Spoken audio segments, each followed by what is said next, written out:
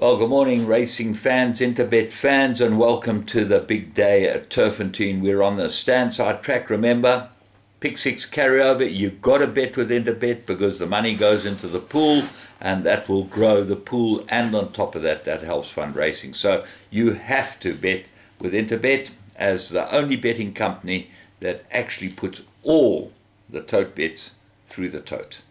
Saturday, 2nd of April. 10 race program, 11:45 first race, so early start on the standside track. And as I say, the big day has arrived. 22 pentrometer, 6 meter false rail at the 700 meter mark.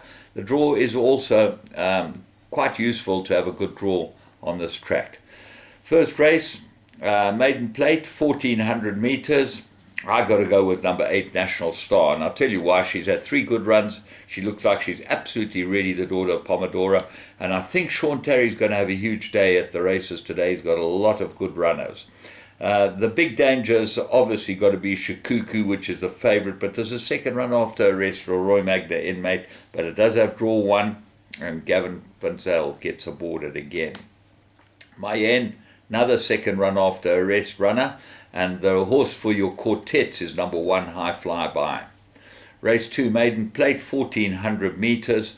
This is a very difficult race indeed. There's the interesting thing is Mike de Cox put in a 2-year-old. I've seen this horse as a very nice horse, Climate Control, for the International Racing Club. And Richard Ferree rides this from draw 14. Now, my belief is that probably having trained horses, they're going to just drop this horse in, give him a chance, long straight, pull him out, let him run at them and see what happens. And I think he might be a runner, even from that draw, because the stablemate Equestrian Affair was backed first time out and got beaten, didn't run a good race at all, but did beat Kutsanov, which is the favourite. That's third run after arrest, Kutsanov. So you've got to believe Equestrian Affair will improve more than that, but there are lots of other improvers. Tattenham Hill, Equerry, then at the top, the older horses, Forward Spell, Jaipur Jewel might be better over this type of distance. See if Galilee's got form. Grand Destiny drawn 15. So it's an incredibly difficult race, the first leg of the bipod, and I'd fill up as much as you can. And I think we're going to get some payouts today in the other exotics, the PA and the bipod. Race 3, there's a 1600 meter mirror rated 104 handicap. Now, a lot of these horses are getting ready for the big races at the end of the month, but you've got to look at the bottom of the weights. Tierra del Fuego, good win course and distance 4 runs ago, so he likes the course and distance. You Can't Hurry Love, the blinkers have been taken off. He looks like he's prepping. Willow Express, another one, looks like he's prepping, but Ferree rides him when he finished behind Irish Tractor, which is a favourite, and Irish Tractor's 3 kilos worse off from a worse draw 11. Going to find it hard to confirm that form. And then the 3 at the bottom of the weights, Back to Black, Ignore Last, very well suited to everything about this race. Flight Song's got good form and Muzi rides it. Just going back to Black, took a drift in the market last time, look for big improvement. And then City by the Sea might end up being the right horse. Front runner, lots to like about it, and with 52 on his back will go well. Race 4, the Pinnacle Stakes, 1,000 meters. I think these horses, a lot of them are getting ready for the computer form sprint. Bahika, very badly in at the weights. He'll be much better in the computer form sprint. Mr. Flood, I like him. I think he'll go very well. 4 runs, course and distance, 2 wins, 2 places. Third run after arrest, ignore the last run completely. Then Winter Stories, well, he looks to have it all to do with quite a trip and Godswood. If you take collateral form lines, 9 and 10 look to have Winter Stories as mark, especially at these weights. And I think True to Life is a big danger to all of them. Course and distance, 6 runs, 2 wins, 3 places. Looks like it's absolutely ready. This could be a perfect race for it with a stable rider, DeMello. Race 5, the Man of War Sprint. This is for the 3-year-olds. It's 1,100 meters and a very open race indeed. The amazing thing is Alula's, the favourite is Cleaver Green, 28 to 10. But at the weights, Alula Star's got Cleaver Green stone cold. If you look at their last start, Alula Star beat Cleaver Green giving 4 kilos. Alula Star now meets Cleaver Green giving 1.5 kilos. So it's 2.5 kilos better off Alula Star for beating Cleaver Green a length. Very hard to look past Alula Star, but then it gets very open. Mufasa patently needed his last run. Second run, I'm always nervous of second run, and he might just be a bit flat. Gallic Chief, unrude last time. Ignore its last start. He'll go very well. He ran in that Alula Star race and gave Alula Star 3 kilos. He's now giving her 2.5 kilos, and I think he'll improve a lot, this horse. Muzieni, interesting. He got jocked off Gallic Chief, and he'd been jocked off a couple of others, so they're obviously very unhappy with the way he rode it last time. Jean-Paul van der Merwe, JP van der Merwe gets the ride this time. Sound of Warning's class and has won over 1100. Master Archie's fast. Very, very difficult race. So we're going to take as many as possible. Race 6, Horse Chestnut, Group 1, 1600. It's impossible to look past Committee Dim. He looks the right horse. He's got class. Everything's in his favour. So what are the dangers? Well, the course and distance specialist Al Mutana, got to go well. MK's Pride gets stretched, but you know, in these type of races, he might be able to lob along in front and just dictate. Muzi gets to ride him because Kamalo's riding Al Mutana.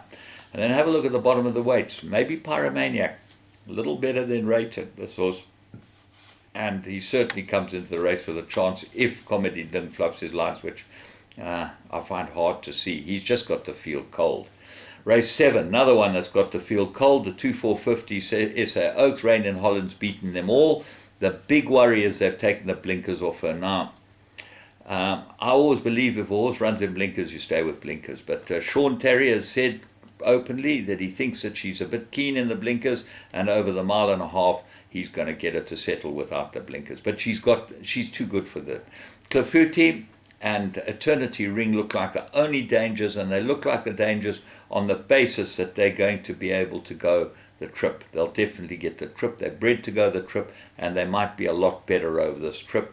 Then Green Grow Lilacs. Have a look at this. Dean Canada has sent this horse up specifically for the SA Oaks, so expect her to run in the first 3.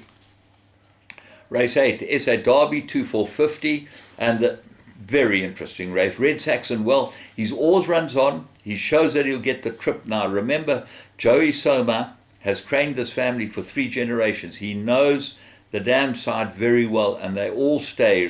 Rodeo Sue and all of them were stayers. So Red Saxon, although he's by Red Ray, should be able to get the trip, but I think he needs to be ridden with a lot of patience by Julius Mariba, and that's a problem. So what can upset him? Aragosta will go extremely well. Richard Fareed drawn 1. I expect him to run well. Litigation, I like this horse, and I'm going with him. I think he's the right horse. I think this is his mission, and I think that he's better than he's rated, and he's been very, very well placed and can't get a big penalty for winning this. So I think he'll go well. Tabuya, 3rd run after arrest, got to have some form too.